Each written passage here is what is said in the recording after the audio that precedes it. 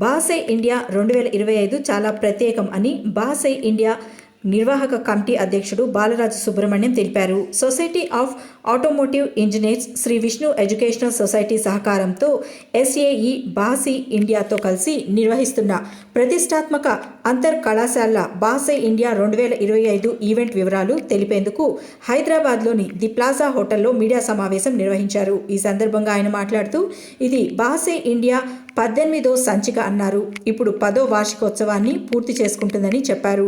2015లో కేవలం 8 జట్లతో ప్రారంభమైన ఈ బాసే ఇండియా 85కు పైగా జట్లు పోటీ పడే స్థాయికి ఎదిగిందన్నారు. ఈ బాసే ఇండియా 2025 మెదక్ జిల్లా నర్సాపూర్లో గల బివి రాజు ఇన్స్టిట్యూట్ ఆఫ్ టెక్నాలజీలో 20 నుంచి 25వ తేదీ వరకు జరుగుతుందని, మొదట్లో ఒకే ఒక విభాగంలో పోటీ మొదలైందని, ఇప్పుడు అనేక విభాగాలను కలిగి ఉన్న బహుముఖ వేదికగా రూపాంతరం చెందిందని తెలిపారు. I have been with this event for the last 18 years since inception. We started off with a very small number of 27 teams and it grew to over 250-300 teams pre-COVID.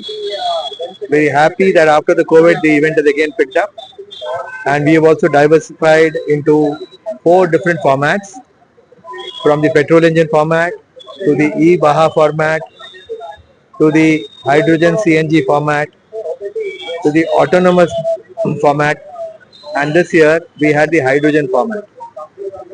Very happy that we are able to provide this opportunity for upskilling the talents of the engineering college students, which make them better engineers, which make them better engineers to compete in the global market. And very proud that some of the Baha engineers today are placed in the best of automobile engineers, not only in Germany but in the US and Japan also.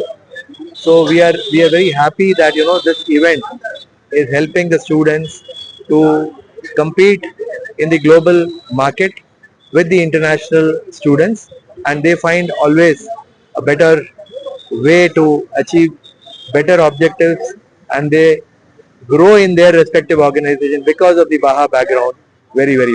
So మన ఈ Baja competition 11th edition vehicle unveiling జరగడం జరిగింది. చాలా మంచి occasion ఇది, చాలా మంచి opportunity పిల్లలకి. ఆల్మోస్ట్ దగ్గర సుమారు 85+ టీమ్స్ పార్టిసిపేట్ చేయబోతున్నారు. 2000+ స్టూడెంట్స్ పార్టిసిపేట్ చేస్తున్నారు. మనకి నార్త్ లో జమ్మూ కాశ్మీర్ నుంచి సౌత్ మనకి కన్యాకుమారి వరకు టీమ్స్ పార్టిసిపేట్ చేస్తున్నాయి.